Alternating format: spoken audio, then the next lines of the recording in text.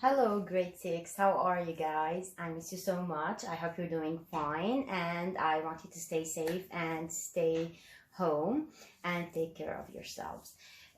Today we will talk about, or we have a reading lesson. It's lesson 5, computers and fun facts. I love this lesson so much. It's on page 58.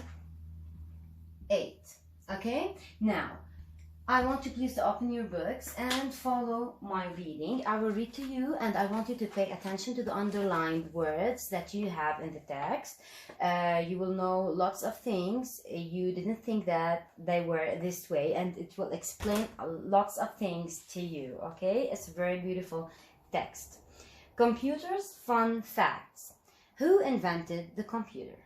In 1833, a British inventor, Charles Babbage, made plans for a mathematical machine.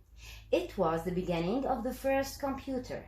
Babbage spent 37 years trying to build his machine, but there were many complications and he died before he finished it.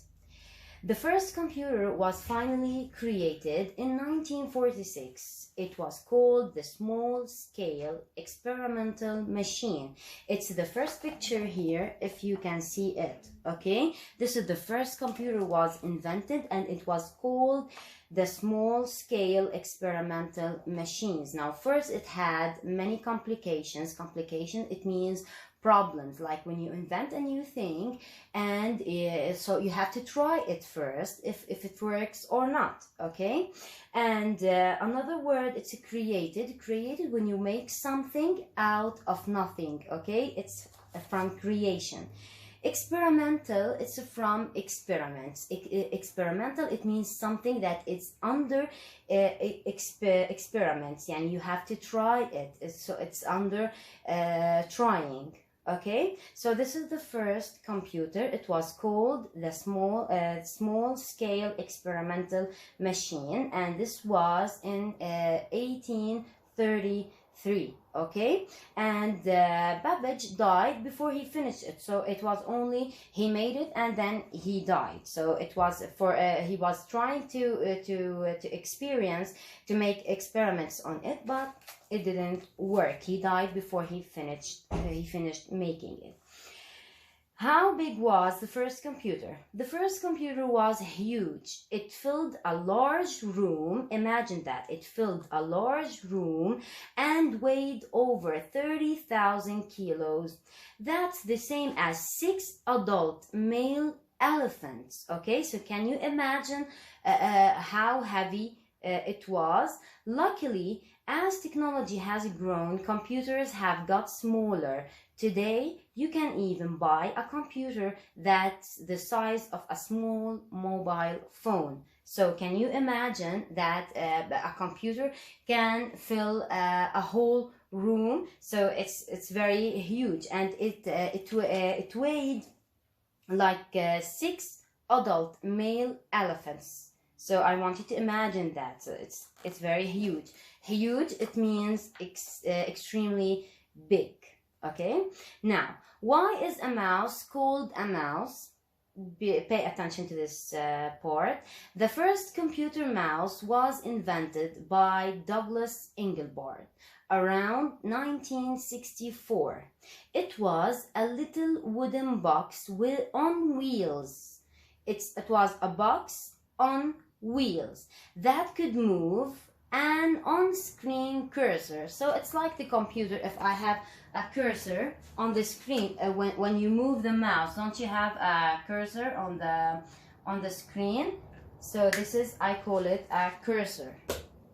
It was called a mouse because the wire that connected it to the computer looked like a tail. So just because of its shape, okay, they called it a mouse. So luckily, a computer mouse is much smaller now and is usually made from plastic. However, it still looks like the first mouse that was made. So the shape of the mouse, the new mouse and the old mouse, is the same, but it's smaller, and it's not made from wood nowadays. They are made from plastic. Now, this is an important part. When you use the internet, you always see, well, if you want to write a site or something, you search for something, you see that we write www dot and you write the site, right? Where these three W's came from, they are the abbreviation of the World Wide Web, okay? So we were talking about the World Wide Web. We said that www is the abbreviation of World Wide Web, okay? When did the World Wide Web begin? The World Wide Web was invented by Tim Berners-Lee and Robert Galileo in 1990. It was immediately successful, and in 4 years, 50 million people were using it. So it didn't take time. Immediately, it means it happened right away. So it didn't take time for people to use it. Today, billions of email messages are sent across the world every day. It's difficult to imagine life without it, as the World Wide Web has changed the world. So now, if you imagined your life without internet or without your Wi-Fi connection, without your all of these things, or without the computer, the mobile phones, and so it affected our lives very quickly. And it really changed our lives. How many computers are there in the world today? In the early 1940s, the president of the computer company IBM, the president, it means the leader or the responsible for this company, it's called IBM, said, I think there is a world market for above 5 computers. Market, it means when people ask for something, they need it, and they ask for it, they want to buy it, they need it, okay? This is the market. However, today there are more than 1 billion computers in the world. Computers became much more important in the world than anyone ever expected. So most of the people now in the world, they use it because they make life easier. So and you can know that from yourselves, okay? So it made lots of things and lots of jobs easier with using the computers. Now for the activities I want you to do, first I want you to read the text again and again, more than one time, and pay attention to the underlined words that we talked about. And in the book, I want you to do number 3 in the same page, okay?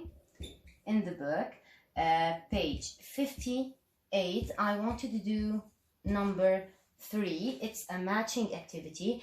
And in page also 59, there is number 1. It's a vocabulary activity, okay? Completing the sentences with the correct words, okay, from the underlined words.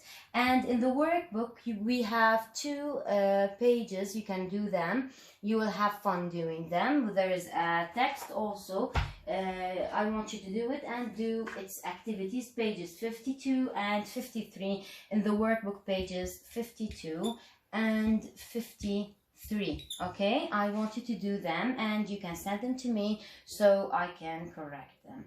Okay, see you next time.